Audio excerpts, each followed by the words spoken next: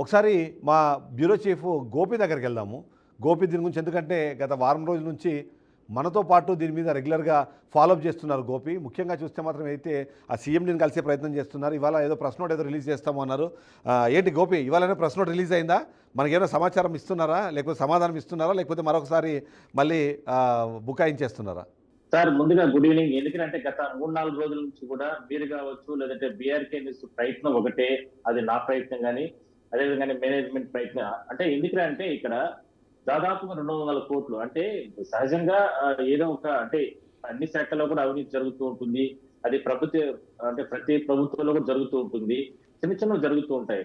అయితే ఎప్పుడు కూడా అంటే సుదీర్ఘంగా మనం చూస్తే దాదాపుగా ఒక 10-15 సంవత్సరాలు 20 సంవత్సరాల లోపల ఈ ఈ సుదీర్ఘ ప్రయాణంలో అంటే ఉమ్మడి రాష్ట్రంలో ఉన్నప్పటి నుంచి కూడా ఇంత భారీ స్కామ్, ఇంత పెద్ద ఎత్తున అంటే ఏపీఎస్పీడీసీఎల్, ఏపీ ట్రాన్స్పోర్ట్ దీనికి సంబంధించి ఇంత పెద్ద ఎత్తున, ఇంత విచ్చలవిడిగా, ఇంత దౌర్జన్యంగా అంటే ఇంత అంటే ఒక చెప్పాలంటే అంటే మనం ఏం చేసినా చెల్లుతుంది అనేటటువంటి ఒక అహంభావంతో ఇంత పెద్ద ఎత్తున ప్రజాధనాన్ని దోపిడీ చేయడానికి ప్రయత్నాలు చేస్తున్నారు. దాన్ని మనం అడ్డుకునే ప్రయత్నం చేస్తున్నాం గత 3-4 రోజుల నుంచి కూడా. ఎందుకంటే ఏపీఎస్పీడీసీలకు సంబంధించి ఇక్కడ తిరుపతి నుంచే మొత్తం వ్యవహారాలు నడుస్తూ ఉంటాయి. దాదాపుగా ఉదయం 10 గంటల నుంచి సాయంత్రం 5 గంటల వరకు కూడా ఆ కార్యాలయానికి అంటే పడిగాపులు కాసాం. అంటే అక్కడ ఉన్నటువంటి సీఎండి సంతోష్ రావు గారు కావచ్చు, ఎందుకంటే ఇందులో ప్రధాన కర్త, కర్మ, క్రియ అన్ని కూడా ఆయన వైపే ఏళ్లు చూపిస్తూ ఉన్నాయి.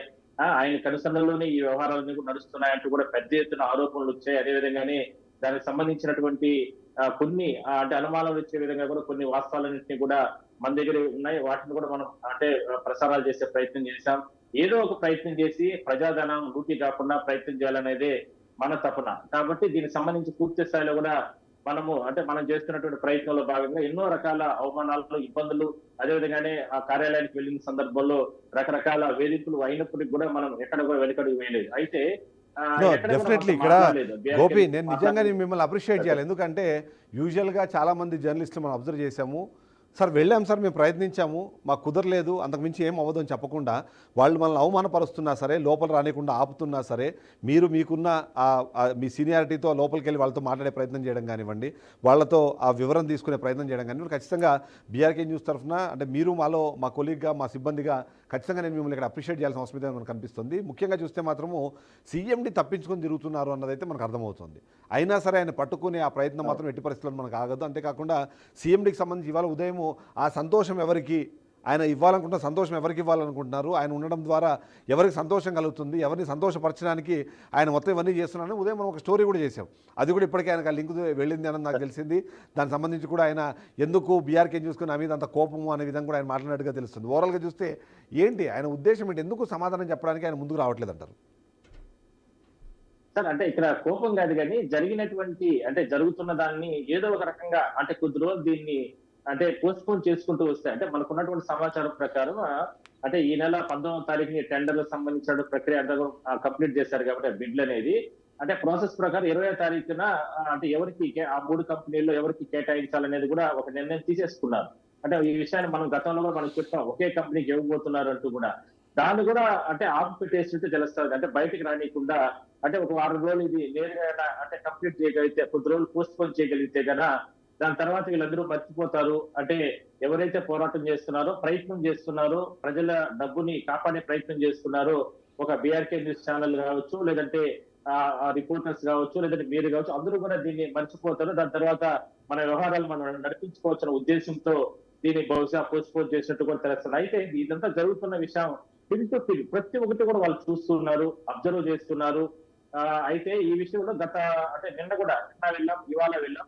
నిన్న ప్రెస్ నోట్ రిలీజ్ చేస్తారని చెప్పి సంబంధించిన కార్యాలయం, సీఎండీకి సంబంధించిన కార్యాలయం పిఎస్ గారు కావచ్చు, లేదంటే వాళ్ళు కొంతమంది పిఆర్ఓలు వీళ్ళందరూ కూడా చెప్పడం జరిగింది. ఆ ప్రెస్ నోట్ అంటే వాస్తవాలు, మీరు చేసేదంతా కూడా అవాస్తవాలు, కానీ వాస్తవాలని ఇవి అని అంటూ కూడా వాళ్ళు ఏదో కొన్ని డాక్యుమెంట్స్ కూడా చూపించడం జరిగింది. ఆయన బై హ్యాండ్ మనం అడిగాం, ఆ డాక్యుమెంట్స్ మాకు ఇవ్వండి, మేము అంటే సీఎండి గారు మీడియా అంటే మాతో వచ్చి ముందుగా ఒక బైక్ ఇచ్చినా లేదా సరే, వాయిస్ ఇచ్చినా సరే, లేదంటే ఎక్స్ప్రెస్ ఇచ్చినా సరే, ఏం చేసినా కూడా సరే మేము ఇప్పటికి 3 రోజుల నుంచి ప్రయత్నం చేస్తున్నాం, ఆయన ఇక్కడికి రాకుండా వీడియో కాన్ఫరెన్స్ లో ఉండాలని చెప్పి అక్కడికి లోపలికి పోనీరు, అదేవిధంగా కడపకి వెళ్ళిపోయారని చెప్తారు, ఇట్లా రకరకాల లోపలికి కెమెరాలు రానీరు, అడ్డుకుంటారు, ఇట్లా రకరకాలుగా ఎందుకు చేస్తున్నారు అంటే ఏదో జరుగుతుంది కదా, మరి ఈ జరుగుదాన్ని కప్పిపుచ్చుకోవడానికి మీరు ఏ విధంగా చేస్తున్నారని మనం అడిగినప్పుడు కూడా వాళ్ళు లేదని దీని క్లారిఫికేషన్ మేము పూర్తి స్థాయిలో కూడా మేము ప్రెస్ నోట్ రిలీజ్ చేస్తాం, గంటకంతా మీకు ఆ డాక్యుమెంట్స్ అవన్నీ కూడా ఇస్తామంటారు.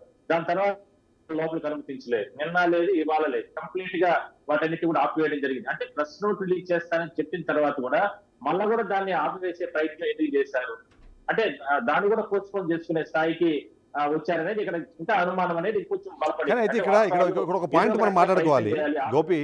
మనం మామూలుగా కొంతమంది ఏం చేస్తారంటే జస్ట్ దీనికి సంబంధించి ఏదో ఒక సమాచారం ఇచ్చేసి దానికి సంబంధించిన ఎలాంటి డాక్యుమెంట్స్ లేకుండా, దానికి సంబంధించిన ఎలాంటి ఏమంటారు ప్రూఫ్స్ లేకుండా ఏదో వార్త వేసేసి వదిలేస్తారు.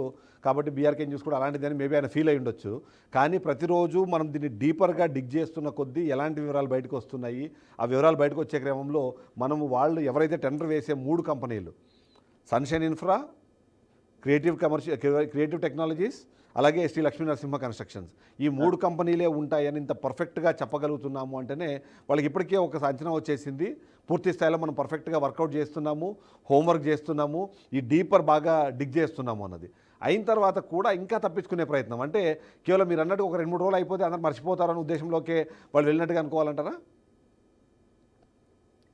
తప్పకుండా సార్, ఎందుకంటే ఇది వాస్తవం కూడా. ఎందుకంటే బహుశా అంటే 20వ తారీఖు మనం అనుకున్న దాని ప్రకారం ప్రభుత్వం అంటే వాళ్ళ రూల్స్ ప్రకారం, మనం అనుకునేది కాదు, వాళ్ళ రూల్స్ ప్రకారం 20వ తారీఖున ఈ టెండర్లు అనేది కేటాయించారు. మరి ఇప్పటి వరకు కూడా దాన్ని పోస్ట్పోన్ చేసుకుంటూ వస్తున్నారు. అంటే ఎక్కడ కూడా అంటే ఆన్లైన్ లో కావచ్చు, లేదంటే మాన్యువల్ గా వాళ్ళకి ఇచ్చినట్టు కావచ్చు, ఎక్కడ కూడా దాన్ని అంటే గప్చిప్గా దాన్ని ఆ ఫైల్ నే పక్కన పెట్టేసిన లెవెల్లో. అంటే ఇదంతా కూడా ఎన్నో రకాల అంటే ఇవన్నీ తప్పుపుచ్చుకుంటూ కూడా మళ్ళా దీన్ని ఇదంతా కూడా మీరు చేస్తుంది తప్పుడు ప్రచారం, ఎక్కడ కూడా విద్యుత్ శాఖలో ఏదైనా జరగలేదు, దీనిపైన సీఎండీ గారు ప్రెస్ నోట్ రిలీజ్ చేయమని చెప్పినారు అని అన్నారు. మరి మీరు తప్పు లేనప్పుడు, మరి ఇన్ని కోట్ల రూపాయల స్కామ్ జరగలేదు అని అనుకున్నప్పుడు మరి ప్రెస్ నోట్ రిలీజ్ చేయొచ్చు కదా. బై హ్యాండ్ మనమే అక్కడికి వెళ్ళాం, మేము వెళ్ళినప్పుడు మాకు బై హ్యాండ్ డాక్యుమెంట్స్, మీరు ఏ ప్రెస్ నోట్ రిలీజ్ చేయాలనుకుంటున్నారో ఆ డాక్యుమెంట్స్ అంటే మాకు ఇవ్వండి. దాన్ని కూడా కనీసం సీఎండీ గారు అంటే సంతోషరావు గారు బయట ఇవ్వడానికో లేదా మాట్లాడడానికో, బీఆర్కే న్యూస్ తో మాట్లాడడానికో ప్రయత్నం చేయలేదు, అంటే ఇవ్వడం లేదు ఆయన. ఓకే సార్, పక్కన పెడదాం. మీ దగ్గర ఉన్నటువంటి అంటే పారదర్శకంగా ఈ టెండర్ల ప్రక్రియ కావచ్చు, లేదంటే దీంట్లో భారీ స్కామ్ జరగలేదని అనడానికి మీ దగ్గర ఆధారాలు ఉన్నాయి కాబట్టి మీరు ప్రెస్ నోట్ రిలీజ్ చేస్తానంటున్నారు కాబట్టి మరి ఆ ప్రెస్ నోట్ అన్నా ఇవ్వండి, ఆ డాక్యుమెంట్స్ ఇవ్వండి అంటే అది కూడా ఇవ్వలేదు. కంప్లీట్ గా దాన్ని కూడా పక్కన పెట్టేశారు. అంటే చూడొచ్చు, టెండర్ల కేటాయింపులు, దాని తర్వాత ఇంత పెద్ద మొత్తంలో దాన్ని కప్పిపుచ్చుకునే దానికి మళ్ళా ప్రెస్ నోట్ రిలీజ్ చేస్తామని చెప్పి దాన్ని పక్కన పెట్టేసి ఈ రకంగా అంటే ఏదో ఒక రకంగా జరుగుతుంది, తప్పు జరుగుతుంది అనేది చాలా స్పష్టం దీంట్లో. ఇదే విషయాన్ని చాలా ప్రాంతాల్లో అంటే నిజంగా చెప్పాలంటే సార్ చాలా మంది ముందుకు రాలేదు. కానీ నేను పరిశీలన చేసిన దాంట్లో నేను ఫోన్ల ద్వారా చాలా మంది రిటైర్డ్ అయినటువంటి ఎలక్ట్రికల్ డిపార్ట్మెంట్లు చాలా మంది చిత్తూరు జిల్లాలో చాలా మందితో మాట్లాడడం జరిగింది. మీరు చేస్తున్న ప్రయత్నం ఏ ఛానల్ ఏ పత్రికలు కావచ్చు ఎవరు కూడా ఇంత సాహసం చేయలేదు. నిజంగా ప్రజలకు సంబంధించి ఎందుకంటే ఇవాళ పేదలు కనీసం 200-300 రూపాయలు కరెంటు బిల్లు కట్టుకోవాలంటేనే ఎన్నో రకాల ఇబ్బందులు పడుతున్నారు. ప్రతి కరెంటు బిల్లును ట్రూ ఆఫ్ ఛార్జెస్, రకరకాల ఛార్జెస్ పడుతున్నాయి. అలాంటిది 200 కోట్ల రూపాయలు ప్రజాధనం అట్లే వాళ్ళ పైన పడుతుంది. అలాంటి దాన్ని అంతా కూడా మీరు అంటే కాపాడుతున్నారు. నిజంగా మీరు కావచ్చు, మీ యాజమాన్యాన్ని కావచ్చు, పై స్థాయిలో ఉన్నటువంటి మేనేజ్మెంట్ సంబంధించినటువంటి అందరినీ కూడా మేము అభినందిస్తున్నాం. కానీ మేము కొన్ని కారణాల ఎందుకంటే మేము ఆ సంస్థలో పనిచేశాం కాబట్టి కొన్ని కారణాల రీత్యా మేము మీడియా ముందుకు వచ్చి అంటే మీ ముందుకు వచ్చి బీఆర్కే న్యూస్ ముందుకు వచ్చి చెప్పలేమంటూ కూడా కొన్ని వాస్తవాలన్నీ కూడా వాళ్ళు చెప్పడం జరిగింది. అనవసరం లేని చోట టవర్లు నిర్మించాలనే రకరకాల ప్రయత్నాలు చేస్తూ ఈ రకంగా చేయడం అనేది కరెక్ట్ కాదనేది వాళ్ళ అభిప్రాయం కూడా రిటైర్డ్ అయినటువంటి ఉద్యోగులు కూడా చెప్తున్నారు సార్ ఆ శాఖకు సంబంధించి. సో మరొకసారి మనం ఒకవేళ నిజంగానే ఏపీఎస్పీడీసీఎల్కి ఒక మెసేజ్ ఇవ్వాలి అనుకుంటే ఈ పోరాటం ఆగేది కాదు అన్న విషయం చెప్పాల్సిన అవసరం అయితే మనకు ఖచ్చితంగా అనిపిస్తుంది. ఎందుకంటే మన ప్రయత్నం కానివ్వండి, మన ఉద్దేశం, మన లక్ష్యం పూర్తి స్థాయిలో ఒకటే. ఏదైతే అవినీతి రహిత పాలన అందించాలని ఏదైతే కూటమి ప్రభుత్వం ప్రయత్నం చేస్తుందో దానికి మనవంతు సహాయంగా జరిగిన తప్పులను జరగాల్సిన తప్పులను ఆపేందుకు, వాటిని ప్రజల ముందుకు తీసుకెళ్లేందుకు మాత్రమే ప్రయత్నం చేస్తున్నాం అన్నదే అందరూ గుర్తుపెట్టుకోవాల్సిన అవసరం. సో గోపి, ఫైనల్గా మీ మెసేజ్ ఏంటి? సీఎండీ గారు మన దృష్టికి అంటే ఆయనకి ఇప్పటికే మనం మాట్లాడిన విషయాలు కానివ్వండి, దాని మీద ఆయన ఎక్స్ప్లెనేషన్ ఇచ్చేంత వరకు వదిలేది లేదు అన్నది మరొకసారి చెప్పాల్సిన అవసరం ఉందంటారా? ఖచ్చితంగా సార్, ఎందుకంటే ఇది మనము ప్రజల పక్షాన్ని నిలబడ్డాం, ప్రజల గొంతుక బీఆర్కే న్యూస్. ఎందుకంటే మనం ఈ ప్రయత్నం ఈ దోపిడీని అరికట్టేంత వరకు మనం పోరాటం చేస్తాం.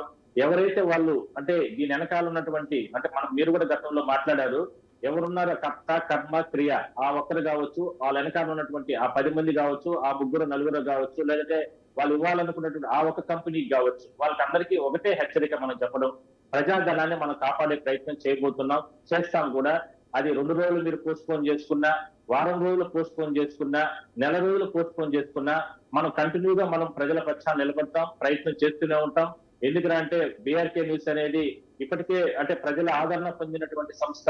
అలాంటిది ఇవాళ ముఖ్యమంత్రి చంద్రబాబు ఆశయాలకు, అదేవిధంగానే డిప్యూటీ సీఎం పవన్ కళ్యాణ్ ఆశయాలకు, లోకేష్ బాబు గారి ఆశయాలకు అనుగుణంగా వీళ్ళెవరూ కూడా పనిచేయడం లేదు. కేవలం గతంలో పనిచేసినటువంటి ఆ దోపిడీ వ్యవహారాన్ని ఇంకా కూడా కొనసాగిస్తున్నారు.